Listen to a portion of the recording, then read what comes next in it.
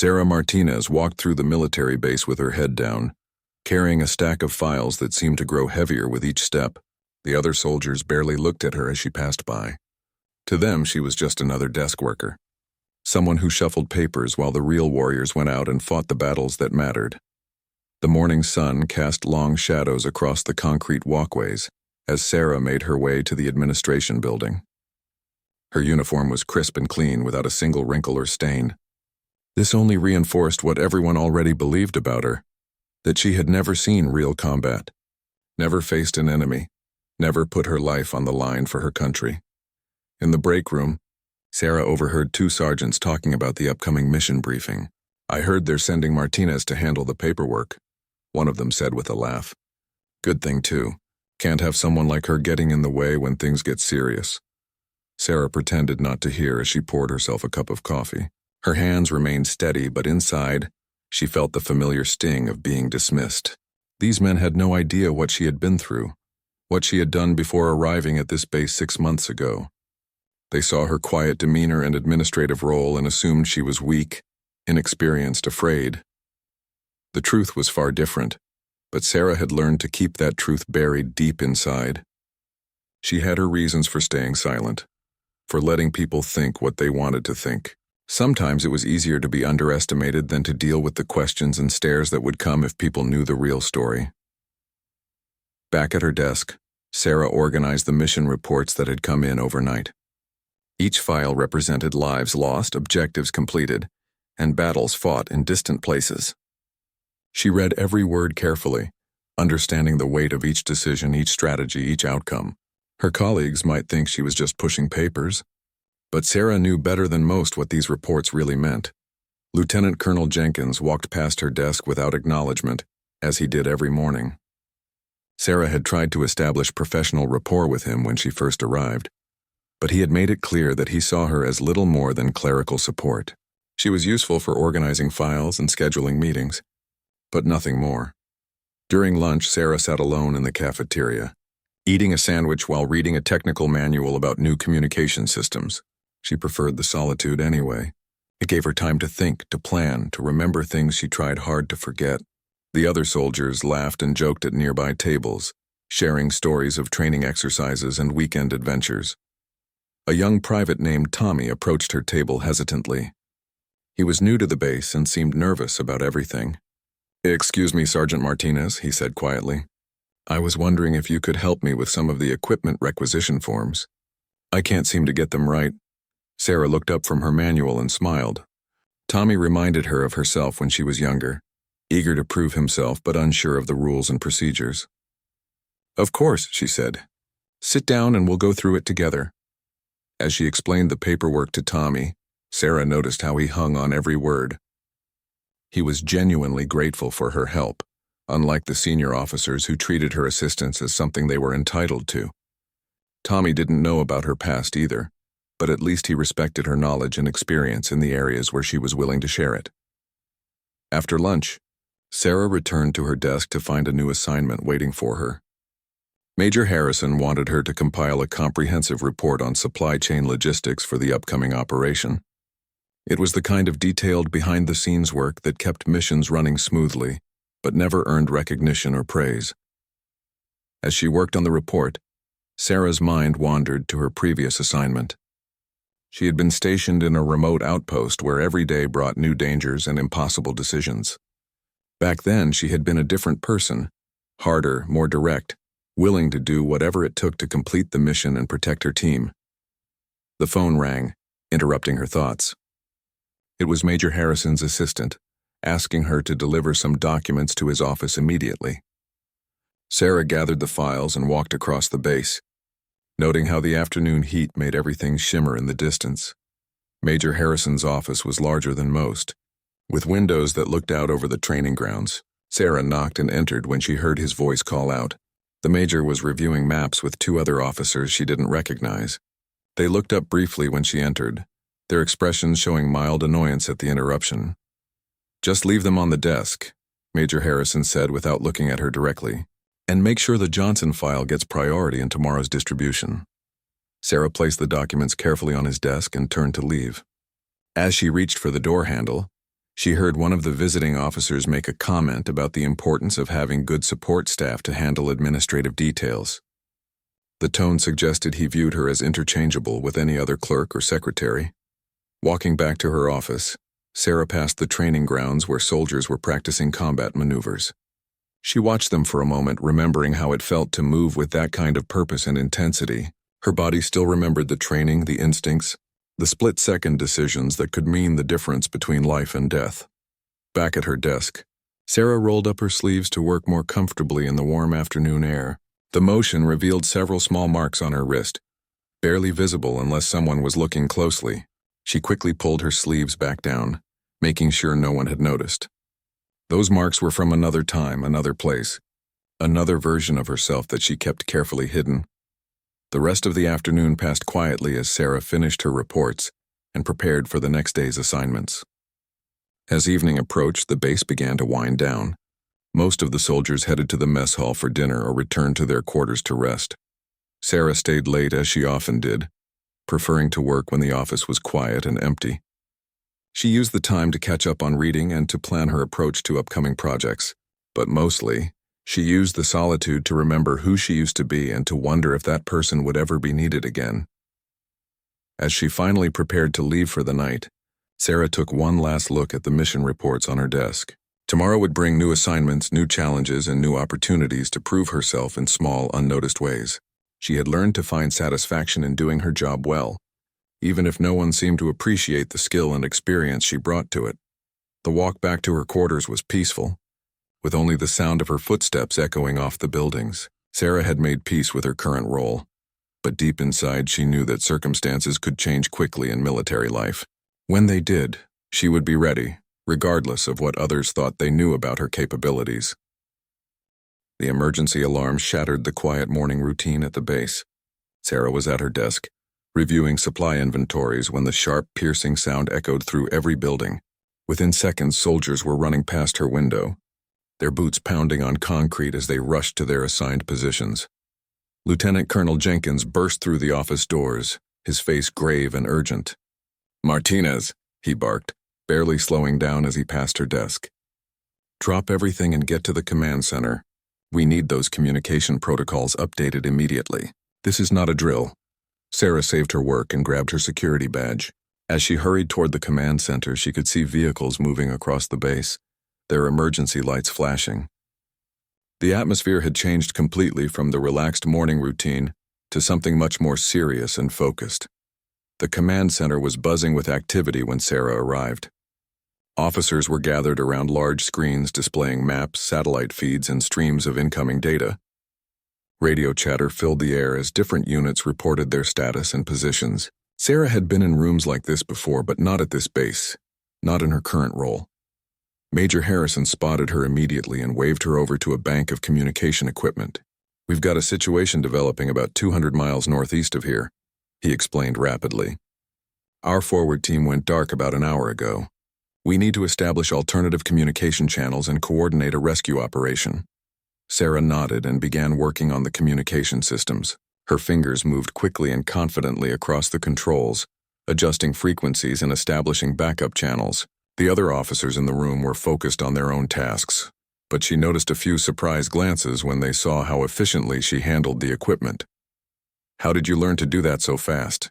asked Captain Rodriguez, who was standing nearby coordinating logistics. He had worked with Sarah on several administrative projects but had never seen her operate technical equipment with such skill. "You pick things up over time," Sarah replied simply, not wanting to elaborate while everyone was focused on the crisis. She continued making adjustments to the communication array, quickly establishing a clear channel with the search and rescue teams that were being deployed. The main screen showed aerial footage from a drone flying over the area where the forward team had disappeared. The terrain was rough and mountainous, with dense forest covering most of the region. It would be difficult to locate a small team in that environment, especially if they were trying to stay hidden from hostile forces. Major Harrison was coordinating with several different units, trying to piece together what had happened to the missing team. "Their last transmission mentioned possible enemy contact," he explained to the assembled officers.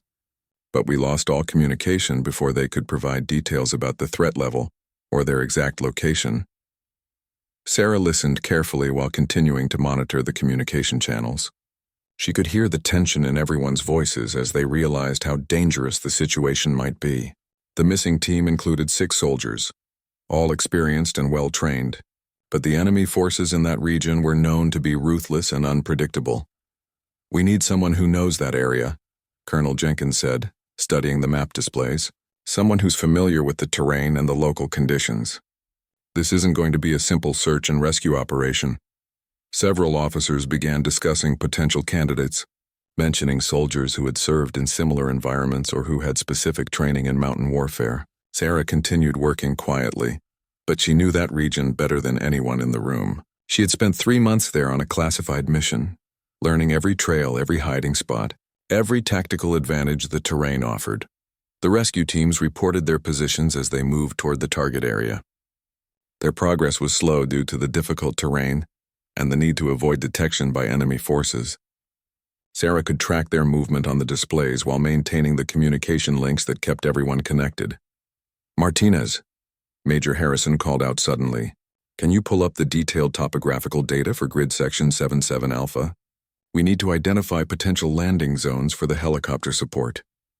Sarah accessed the mapping system and quickly located the requested information. As she studied the terrain data, she noticed several details that the others had missed. There were hidden ravines that could provide cover for a ground team, and natural observation points that would give excellent visibility across the entire search area. "Sir," she said carefully, "there are some tactical considerations in this area that might not be obvious from the standard maps." She highlighted several locations on the display. These positions would provide significant advantages for both offensive and defensive operations. Major Harrison looked at the marked locations with interest.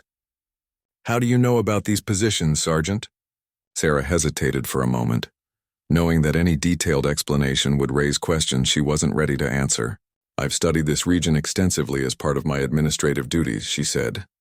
Sometimes the paperwork includes detailed geographical analysis. The explanation seemed to satisfy him for the moment, and he began incorporating her suggestions into the rescue plan. Sarah felt a mix of relief and frustration. She was finally able to contribute her real knowledge and experience, but she still had to pretend it came from desk work, rather than actual field operations. As the hours passed, the situation became more complex. The rescue teams encountered evidence of a firefight at the forward team's last known position, but no sign of the missing soldiers themselves. Radio intercepts suggested that enemy forces were actively searching the area, possibly hunting for survivors. Sarah found herself becoming more involved in the tactical planning, as her geographical knowledge proved valuable. She provided details about escape routes, defensive positions, and potential hiding spots that weren't marked on any official maps. Each suggestion was accepted and implemented, but she had to be careful not to reveal too much about how she knew these details. The communication equipment required constant adjustment as atmospheric conditions changed and enemy jamming attempts increased. Sarah worked steadily, maintaining clear channels for all the rescue units while monitoring enemy radio traffic for useful intelligence. Captain Rodriguez approached her again during a brief lull in the activity.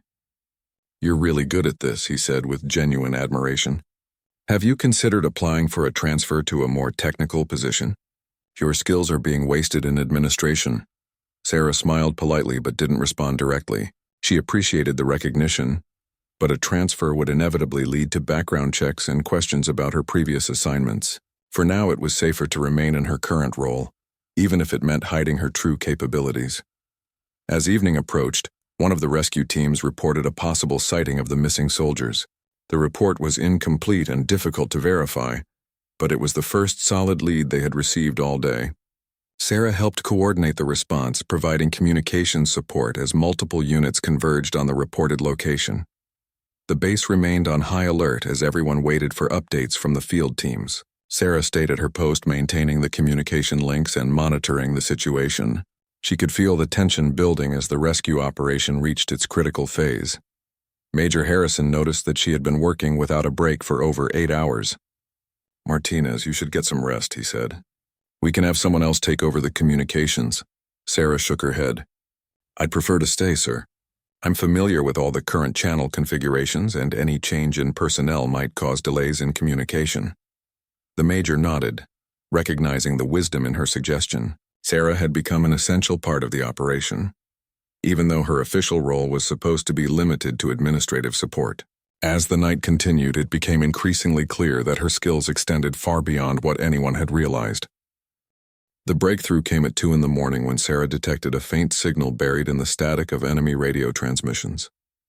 While the other officers focused on coordinating the search teams, she had been quietly monitoring all available frequencies, looking for any trace of the missing soldiers. "Major Harrison," she called out, her voice cutting through the low murmur of conversation in the command center. "I'm picking up what might be a distress beacon on frequency 247.8.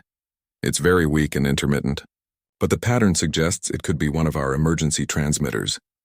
Major Harrison hurried over to her station, followed by several other officers. Sarah had isolated the signal and was running it through filtering software to remove background interference. As the static cleared, they could hear a faint but unmistakable coded transmission. "That's definitely one of ours," confirmed Captain Rodriguez, who specialized in communication protocols. "But the signal strength suggests they're either very far away or using damaged equipment." Sarah triangulated the signal source using data from multiple receiver stations across the region.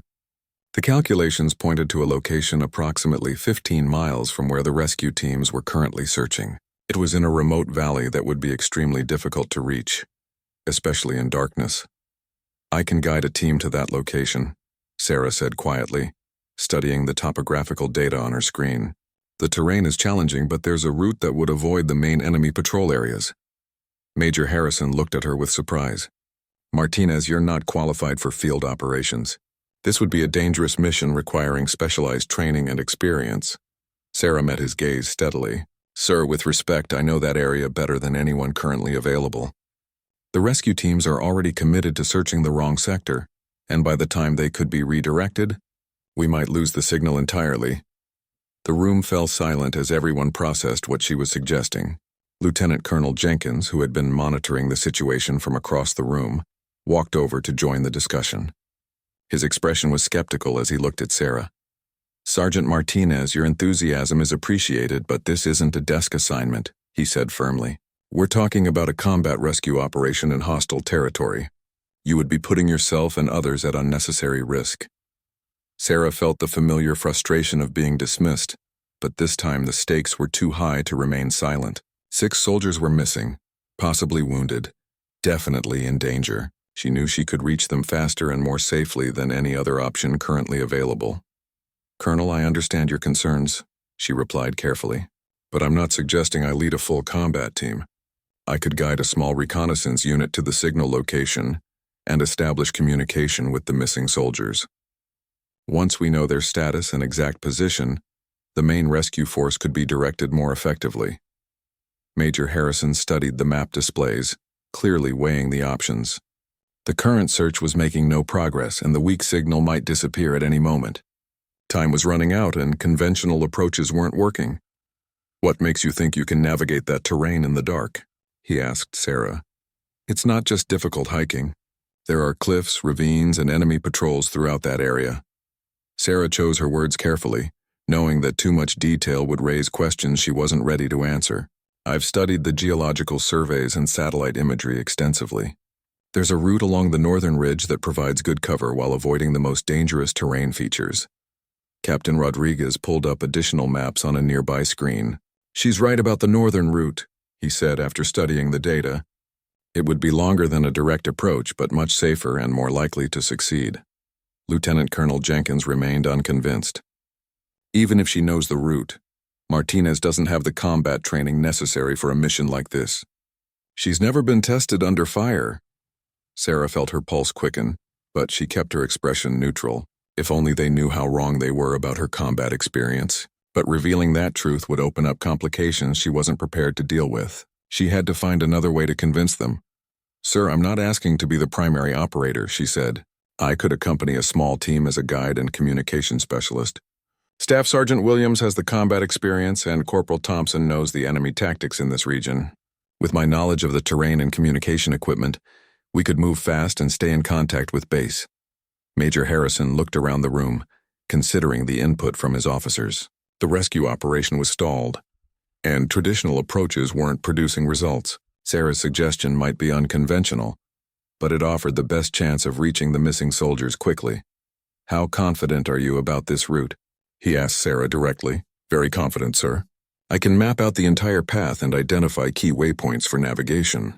The team would know exactly where they're going and how to get back safely." Staff Sergeant Williams, who had been listening from across the room, approached the group.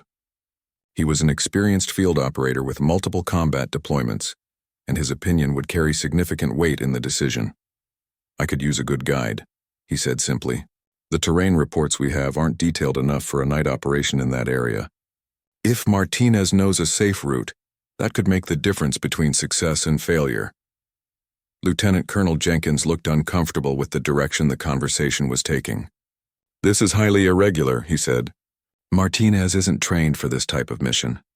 Sarah realized this might be her only chance to contribute her real skills to saving the missing soldiers. She had to take a calculated risk, even if it meant revealing more about her background than she preferred. "Colonel, I have more relevant experience than my current assignment might suggest," she said carefully. "My previous posting involved extensive work in similar terrain and operational conditions. I'm prepared to take full responsibility for my participation in this mission."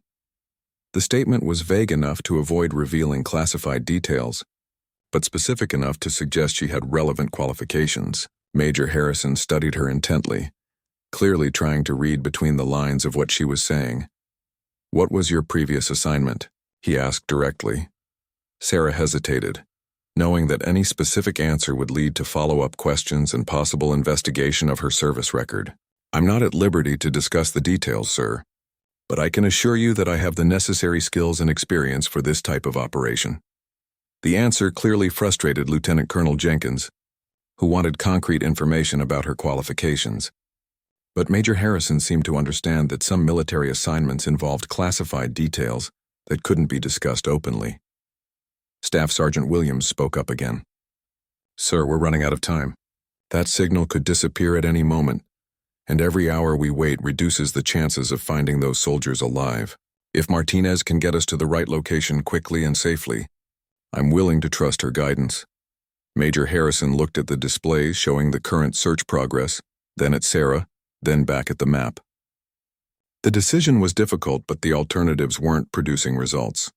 Sometimes unconventional solutions were necessary. "All right," he said finally. "Martinez, you'll accompany Williams and Thompson on a reconnaissance mission to the signal location. Your job is navigation and communication support only. You follow Williams's orders completely, and if he determines the situation is too dangerous, you abort immediately and return to base." Sarah felt a surge of anticipation mixed with relief. Finally, she would have a chance to use her real skills in a situation where they could make a difference. "Understood, sir. I'll prepare the route maps and communication equipment immediately." As she began gathering the necessary gear, Sarah caught Lieutenant Colonel Jenkins watching her with a puzzled expression. She could tell he was trying to reconcile the quiet administrative worker he thought he knew with the confident operator who had just volunteered for a dangerous mission. Soon he might begin to understand that there was much more to her background than anyone at the base realized. Sarah moved through the equipment room with practiced efficiency, selecting gear that would be essential for the night mission. Staff Sergeant Williams and Corporal Thompson watched with growing surprise as she assembled a kit that demonstrated clear understanding of field operations. "You sure know your way around this stuff," Thompson commented as Sarah tested a night vision scope before adding it to her pack. "Most of the admin people can barely figure out the basic radio equipment." Sarah adjusted the scope settings with quick, precise movements. "You learn what you need to know," she replied simply, not wanting to elaborate while others might overhear. Williams was checking his weapon when he noticed Sarah's methodical approach to gear selection. She wasn't just grabbing random equipment. Every item she chose had a specific purpose, and she was organizing everything for maximum efficiency and quick access.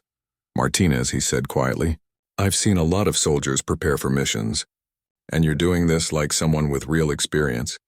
Are you sure you're just administrative support?" Sarah paused in her preparations, meeting his steady gaze. Williams was an experienced operator who had served in multiple combat zones. He would recognize genuine field skills when he saw them. There was no point in pretending complete inexperience. I've had some training beyond my current assignment, she admitted carefully. But right now, what matters is getting to those soldiers as quickly and safely as possible. Williams nodded, accepting the vague explanation for the moment. He could tell there was more to the story, but mission success was the priority. If Martinez had useful skills, he would take advantage of them regardless of where she had learned them. The three-person team gathered in the briefing room for final mission planning. Sarah had prepared detailed route maps showing the path to the signal location, with alternate routes marked in case they encountered problems. Her preparation was thorough and professional. "We'll move along this ridgeline for the first 3 miles, Sarah explained, pointing to the map. It provides good cover from observation while avoiding the steepest terrain. Then we'll drop down into this valley and follow the stream bed for another 2 miles. Thompson studied the route carefully. "What about enemy patrols in this area?" he asked, indicating a section near their destination. Sarah had anticipated the question. Intelligence reports suggest they focus their patrols along the main trails and road networks. This route stays well away from those areas, but will need to be particularly careful during the final approach. Williams was impressed by the level of detail in her planning. The route showed sophisticated understanding of tactical movement and threat assessment. This wasn't the work of someone who had learned field operations from books or training videos. Major Harrison entered the briefing room as they finished reviewing the mission plan. "The signal is still transmitting, but it's getting weaker," he reported. "You need to move out immediately if you're going to reach them in time." Sarah gathered her equipment and checked her communication gear one final time. The radio was configured for multiple frequencies, allowing her to maintain contact with base while monitoring the distress beacon. She had also included backup power sources and signal amplification equipment. The 3 soldiers moved quietly through the base toward the departure point. It was nearly 3 in the morning, and most personnel were either asleep or focused on their assigned duties. Sarah felt the familiar anticipation that came before a mission, mixed with anxiety about keeping her true background hidden. Their vehicle was a modified utility truck equipped for rough terrain travel. Williams took the driver's seat while Thompson handled navigation, and Sarah monitored communications. As they left the base, Sarah felt a sense of purpose she hadn't experienced since arriving at her current assignment. The first part of the journey followed established roads, but they would need to continue on foot once they reached the mountainous terrain. Sarah used the travel time to make final adjustments to the communication equipment and review the route one more time. "Base, this is Rescue 1, she reported over the radio. "We're approximately 30 minutes from the dismount point. Signal strength is holding steady and we're making good time." Major Harrison's voice came back clearly. "Understood, Rescue 1. Weather conditions remain favorable and there's no change in enemy activity patterns. Proceed as planned." Williams glanced at Sarah as she handled the radio communication. Her voice was calm and professional, using proper military communication protocols without hesitation. Everything about her behavior suggested extensive field experience, despite her current administrative role. They reached the end of the passable road and prepared to continue on foot. Sarah shouldered her pack and checked her equipment one final time.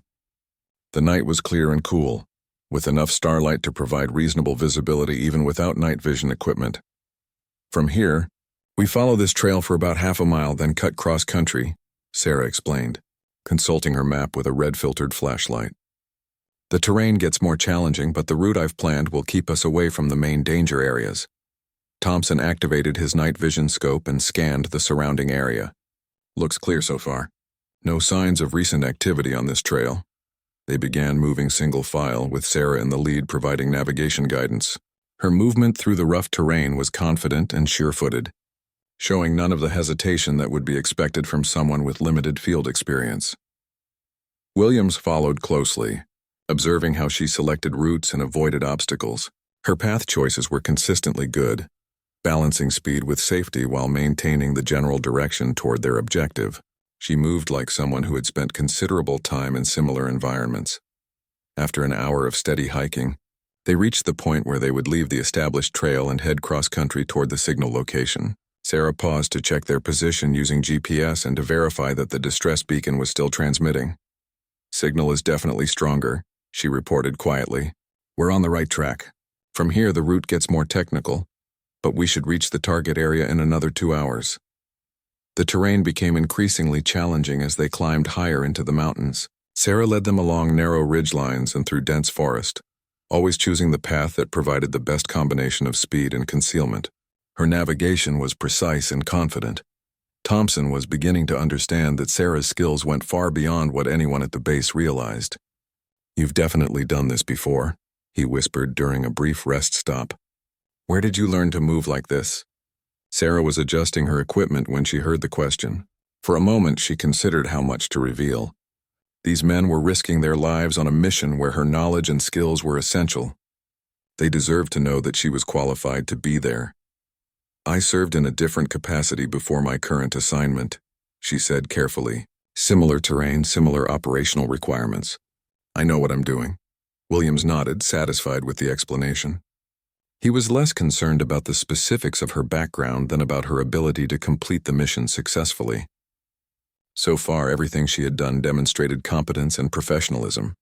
They resumed movement toward the target area, with Sarah continuing to lead the way through increasingly difficult terrain. The distress signal was growing stronger, indicating they were getting close to the missing soldiers.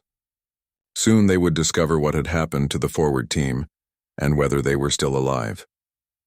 As they approached the final ridge before their destination, Sarah felt the familiar heightening of awareness that came with proximity to potential danger. Her senses sharpened and her movement became even more careful and deliberate. Behind her, Williams and Thompson were also preparing for whatever they might find in the valley ahead. As they crested the final ridge, Sarah immediately dropped to a prone position and signaled for Williams and Thompson to do the same. Through the pre-dawn darkness, she could see the source of the distress signal in the valley below. What she observed made her blood run cold.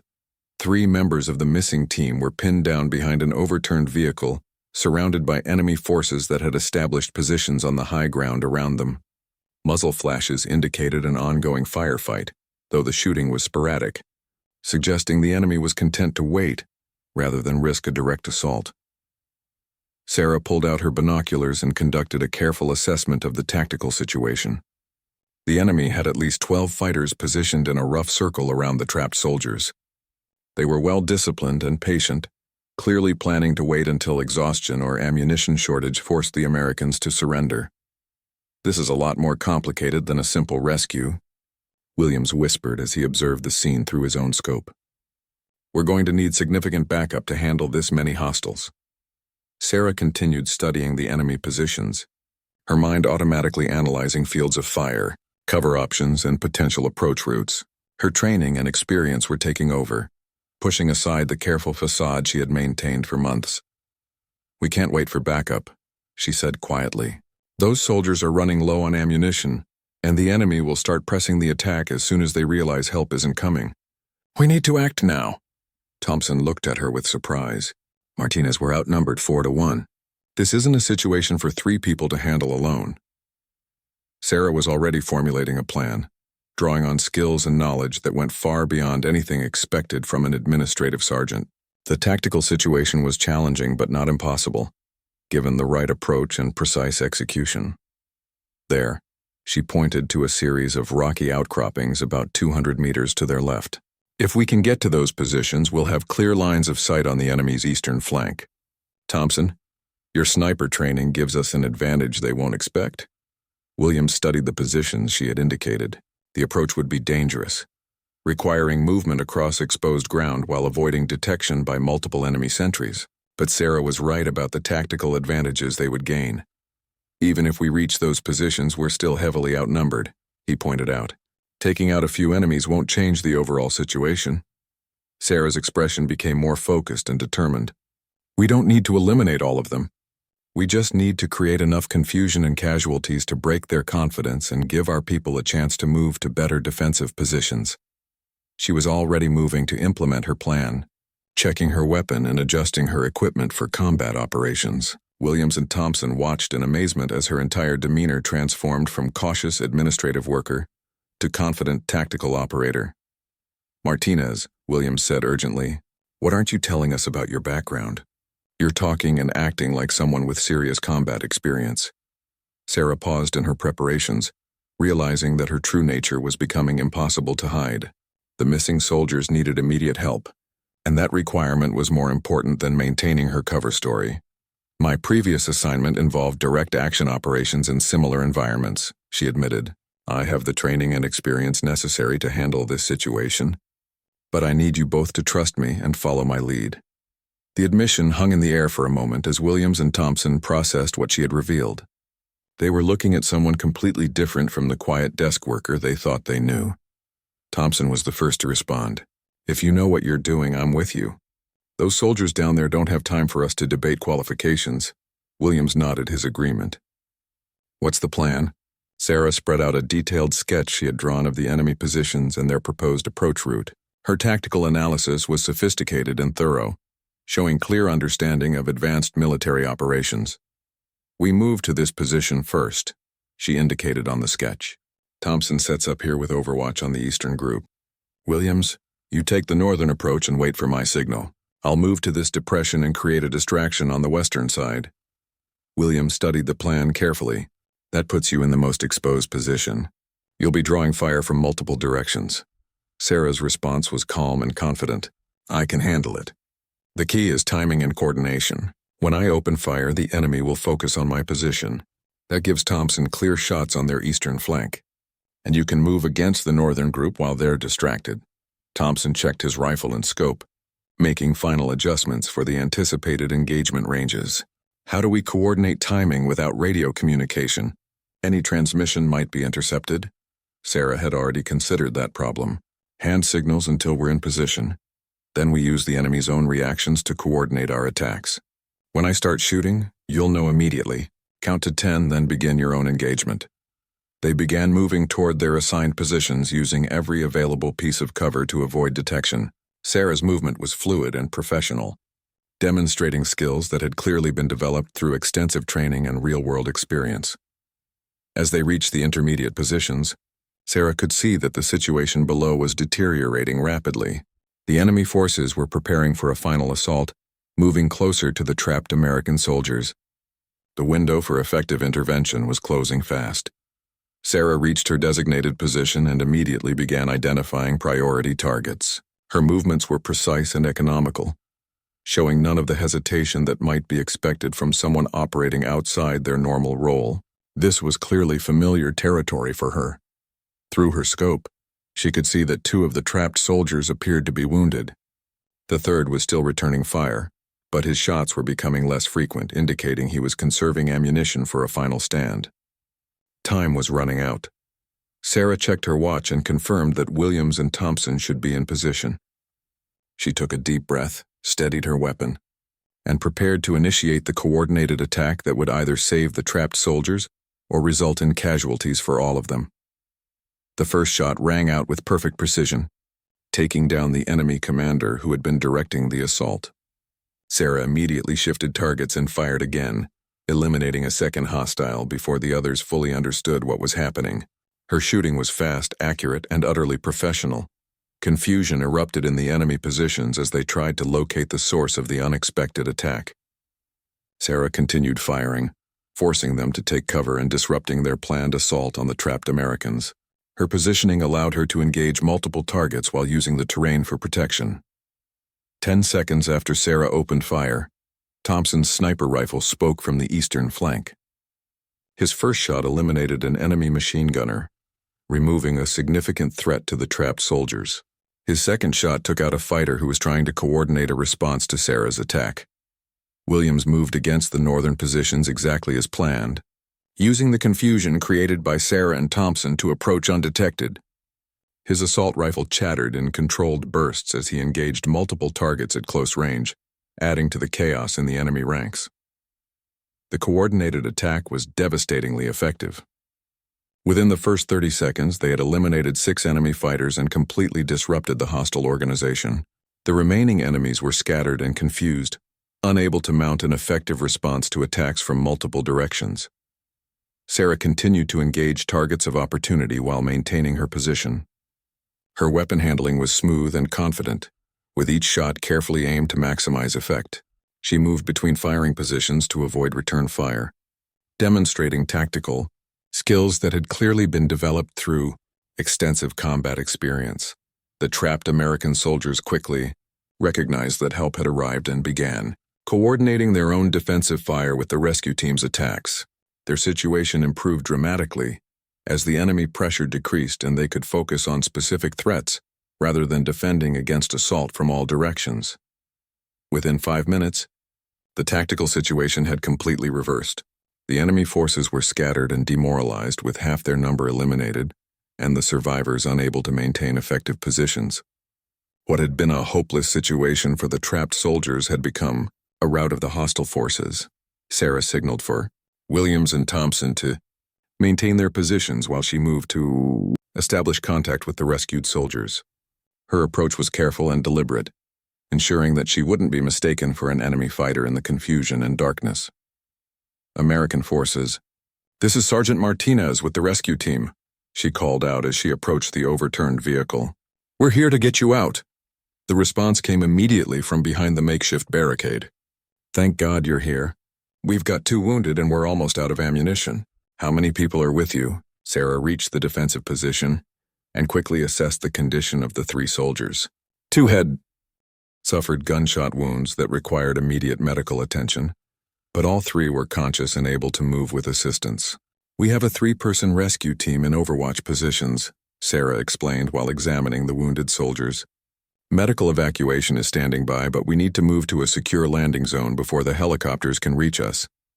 The senior soldier among the trapped team was Sergeant First Class Johnson, who despite his own injuries had been coordinating their defense. He looked at Sarah with a mixture of relief and curiosity. "I don't know how 3 people managed to break up that attack," he said. "Those hostiles had us completely surrounded and outnumbered." "Who are you people?" Sarah was applying field dressings to one of the wounded soldiers while she answered. "Just a rescue team from base. The important thing is getting you medical attention as quickly as possible." Johnson watched her work, noting the professional competence with which she handled medical procedures and tactical communication. Her behavior suggested far more experience than would be expected from a typical rescue team member. Sarah established radio contact with the base and requested immediate medical evacuation. Her communication was clear and professional, providing precise coordinates and detailed casualty reports that would allow the medical team to prepare appropriately. "Base, this is Rescue 1. We have secured the missing personnel and require immediate medical evacuation. 3 casualties, 2 priority for gunshot wounds, all ambulatory with assistance. Landing zone will be at grid coordinates 347829, clear of hostile forces." Major Harrison's voice came back with obvious relief. "Outstanding work, Rescue 1. Medical evacuation is airborne and will reach your position in 20 minutes. Are you able to provide security for the landing zone?" Sarah looked around at the tactical situation, noting that the remaining enemy forces had withdrawn to defensive positions but were not currently threatening the rescue operation. Williams and Thompson were maintaining overwatch from excellent positions. "Affirmative, base. We have good security and clear fields of fire around the landing zone. The area will be secure for evacuation operations." As they prepared to move the wounded soldiers to the landing zone, Sergeant Johnson continued to observe Sarah's professional handling of the situation. Everything about her behavior indicated extensive military experience and training, far beyond what would be expected from administrative personnel.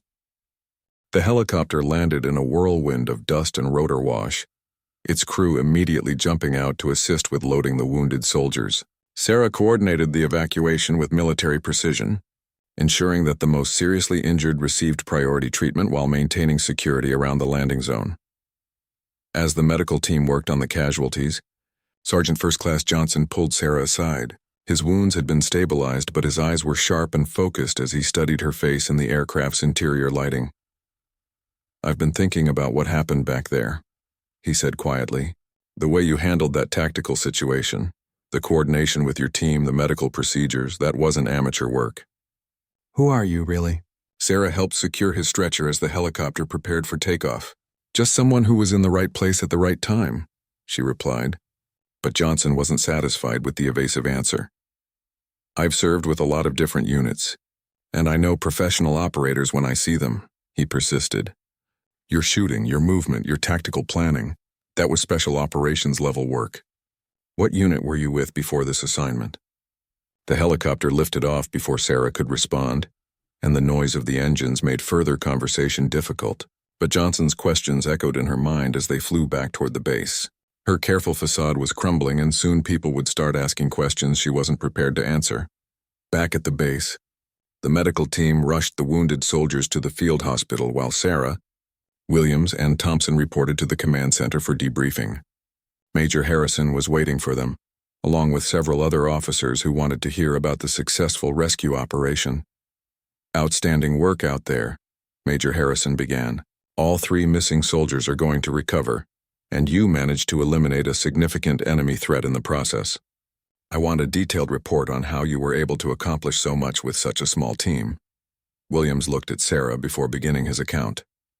"Sir, the success of this mission was largely due to Sergeant Martinez's tactical planning and execution.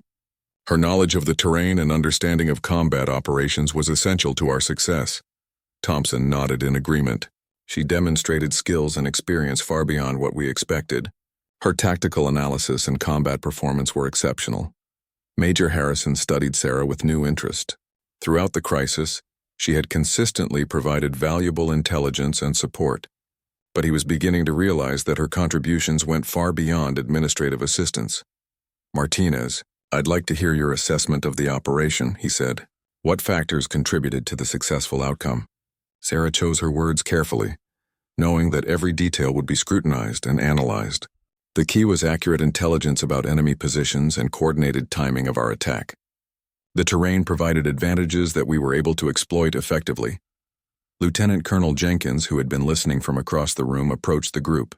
His expression showed confusion and suspicion as he tried to reconcile Sarah's performance with his preconceptions about her capabilities.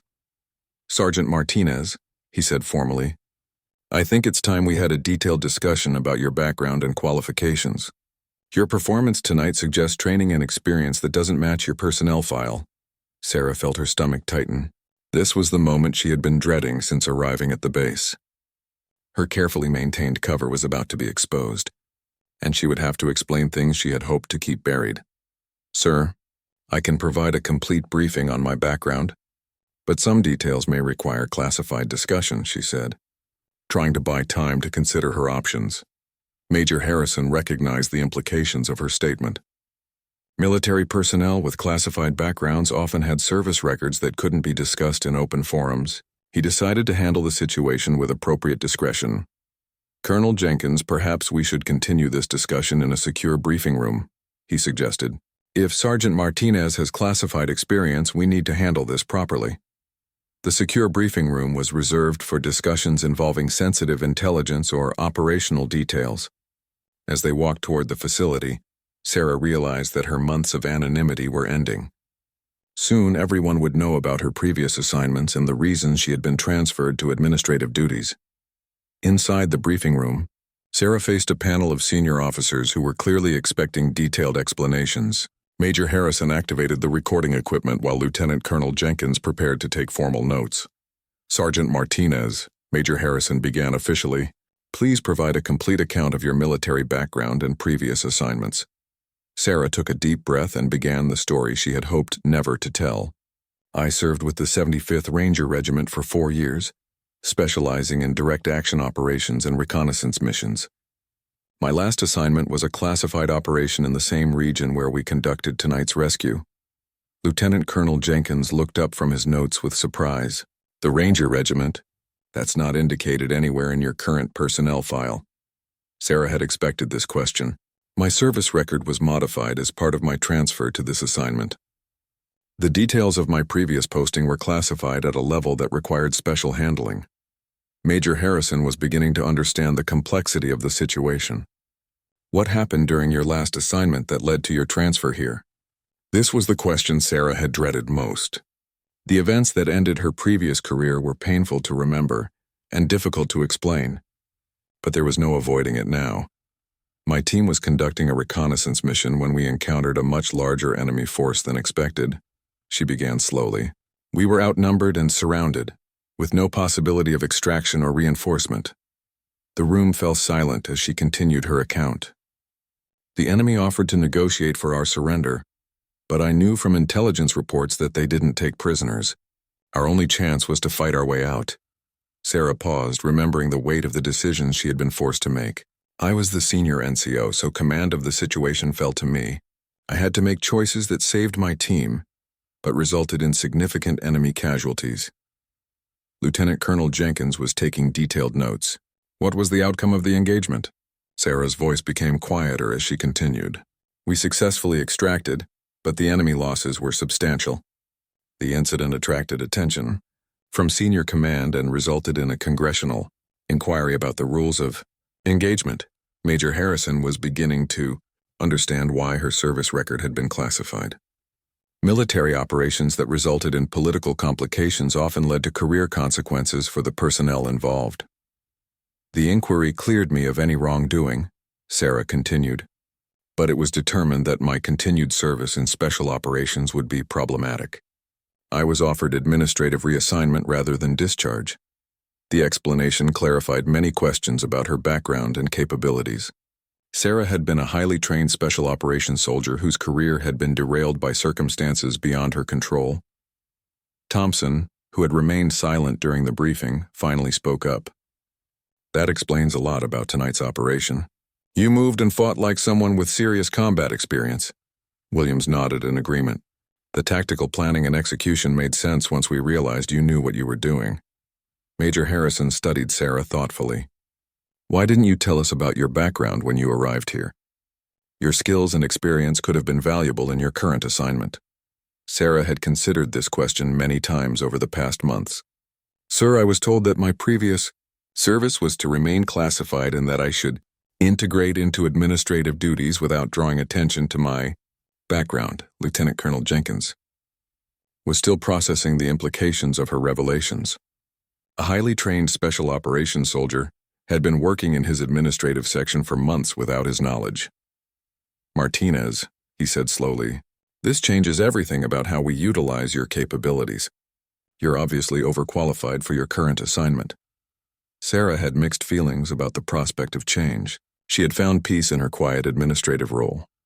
But tonight's mission had reminded her of the satisfaction that came from using her skills to make a real difference. 3 weeks after the rescue mission, Sarah sat in Major Harrison's office reviewing a formal commendation that would become part of her permanent record. The document detailed her exceptional performance during the operation and recommended her for immediate reassignment to positions more suited to her qualifications. This opens up several options for your future, Major Harrison explained, setting down the paperwork. You could return to special operations if you're interested. Or we could create a specialized role here that takes advantage of your unique combination of tactical and administrative skills. Sarah had been expecting this conversation since the night of her debriefing.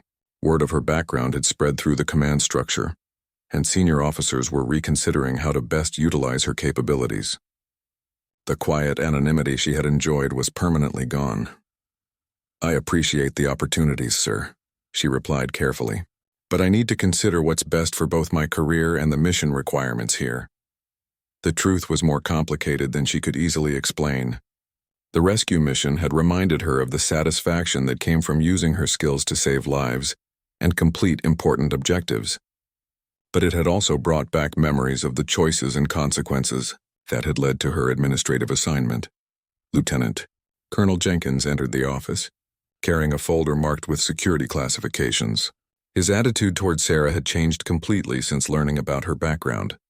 The dismissive skepticism had been replaced by professional respect.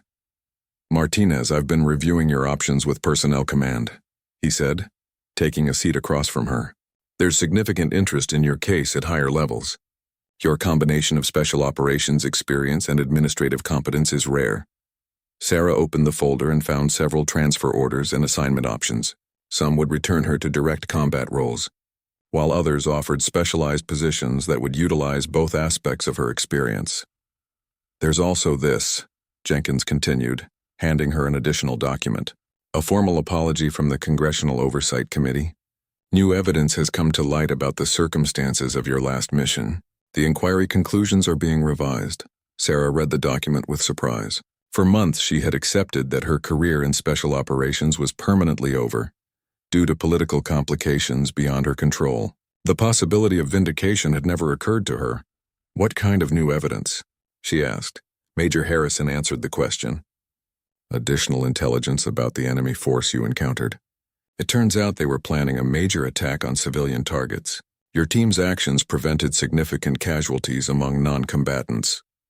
The revelation put her previous mission in an entirely different context.